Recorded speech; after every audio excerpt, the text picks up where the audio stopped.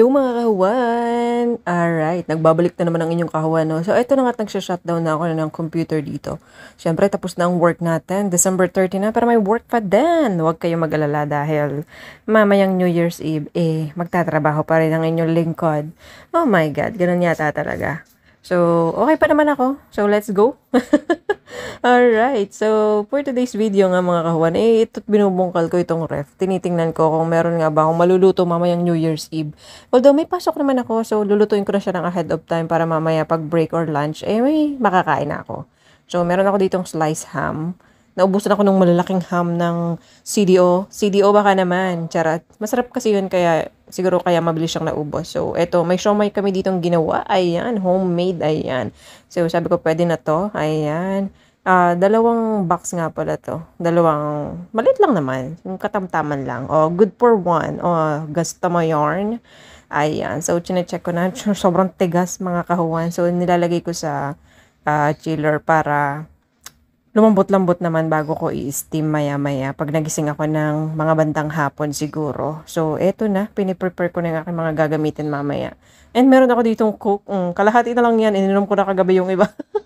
Meron ako ditong ubas at meron ako ditong nag-iisang pongkanday. So, pwede na yan. Ano ba yan?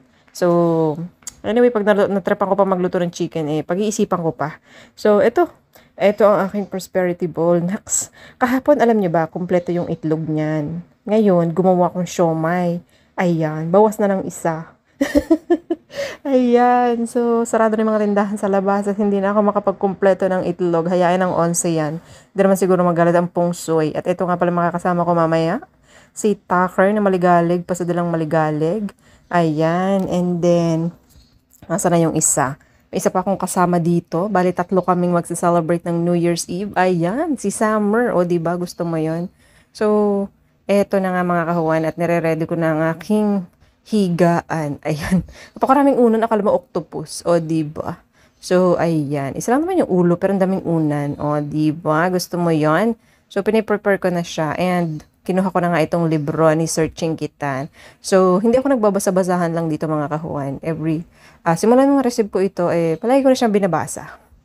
Marami kasi akong napupulot sa kanya and minsan nakukonsensya na akong gumastos sa halip na gagastusin ko, punin ko na lang. Parang ganun ba yung gustong iparating sa akin ni Sir Chinkitan? O, diba? May callings yarn. Okay, so ayan na nga, sinimulan ko na siyang basahin. Pero parang masarap huminga habang nagbabasa.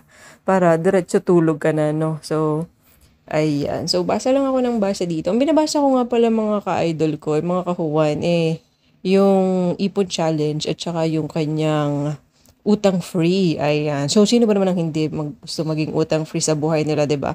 So, mukha lang mga tip and tricks. Nuts. Pero syempre, gagamitan mo pa rin yan ng sipag at tiyaga. Hindi naman pwedeng basa ka lang ng basa ng libro tapos wala ka namang ginagawa. Wala rin mangyayari. Kahit pa ilang tips ang ibigay sa atin, kahit Sir Chinky or ng kahit sino pa man, kapag hindi natin inaksyonan, sa palagay ko hindi rin mangyayari yung mga payo na ibinibigay nila. So, ayun. So, ayan, basa lang ako dito ng basa. Siyempre, nagpapaantok na rin and magsa-celebrate na naman tayo mag-isa. Pero, sanay na tayo Kaya lang, siyempre kahit sanay na tayo, hindi pa rin may iwasan na parang nakakalungkot naman talaga. Nakakalungkot pa rin na liliban na naman yung taon na ikaw lang yung mag-isa. Although, kasama mo yung mga aso mo, pero syempre, iba pa rin kapag kasama mo yung pamilya mo.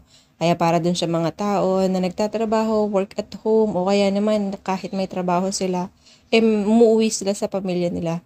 Be grateful, be thankful. Kasi may mga tao na kahit gusto nila na makapiling yung pamilya nila during that day or mag-celebrate yung mga ganitong okasyon, may option naman pero minsan talaga hindi pinipili ng pagkakataon. Lalo na siguro yung mga OFW na gustong umuwi at makasama yung pamilya nila, 'di ba? Gaano kalungkot or gaano kahirap. So, para dun sa mga tao na hindi nyo nakasama ng Christmas Eve and New Year's Eve. Ano ba 'yun? Ba't naiiyak ako? Charot lang. Okay, so para dun sa mga tao na hindi nyo nakasama, sa mga mahal nyo sa buhay, kumustahin nyo sila? Tanong nyo kung okay lang sila. Na sana, ma-enjoy pa rin nila yung mga ganitong okasyon kahit na mag-isa lang sila. At isang malaking yaka para dun sa mga tao na sobrang layo sa pamilya nila. I mean, yung as in wala talaga silang magawa para makauwi dun sa pamilya nila at makasama yung mga yon para mag-celebrate ng New Year's Eve and ng ibang okasyon. Manatili sana kayong matatag at matibay. So, hayaan nyo isang araw, makakarauwi din kayo at makakapiling nyo rin yung pamilya ninyo. And, para doon naman sa mga tao na nakasama yung pamilya nila, be grateful. Be thankful. Huwag kayong magbangayan. Iwasan nyo na yung pag-aawayan. Iwasan nyo na yung mga tampuhan hanggat maaari, di ba? Kasi, at the end of the day, family pa rin talaga. Sa family pa rin tayo uuwi.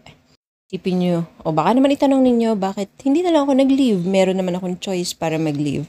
May pagkakataon kasi na kahit gusto natin, dahil sa tawag ng trabaho at marami nang naka-leave sa araw na yon, ay hindi talaga pwede kahit ipilit pa natin yung gusto natin. So, kapag employees ka, or nagtatrabaho ka, kailangan pumasok ka ng holiday season, dapat hindi sumasama yung loob mo. At dapat alam mo sa sarili mo na yun ay parte lamang ng iyong trabaho. Kaya para sa taong lumalaban mag-isa sa mga battles na hindi alam ng iba, ay saludo po ako sa inyo. At dahil lalapit na nga ang pagliban ng taon, konting oras na lamang ang bibilangin natin ay New Year's Eve na.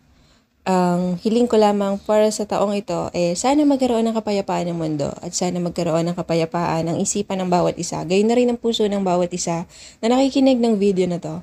So sana kung ikaw ay isang tao na may pinagdadaanan, may problemang pinapasan sa puso mo, sana maibsan yon at sana ang hiling ko ay malagpasan mo ang lahat ng pagsubok na kung ano na pinagdadaanan mo ngayon. Kumapit ka lamang kay Lord at maniwala ka na nandyan lang siya palagi at huwag kang makakalimot na tumawag sa Kanya.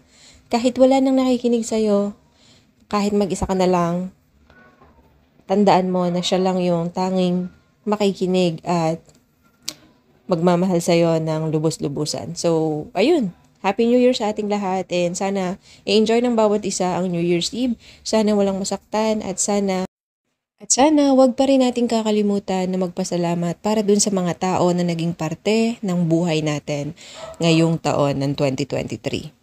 At para sa akin, mula sa akin puso, nagpapasalamat ako dun sa mga tao na naging parte ng buhay ko ngayong taon na ito. Hindi ko man kayo maisa-isa, hindi ko man kayo mapasalamatan lahat ng personal, pero nilalahat ko na. Salamat, mga kahuwan ko.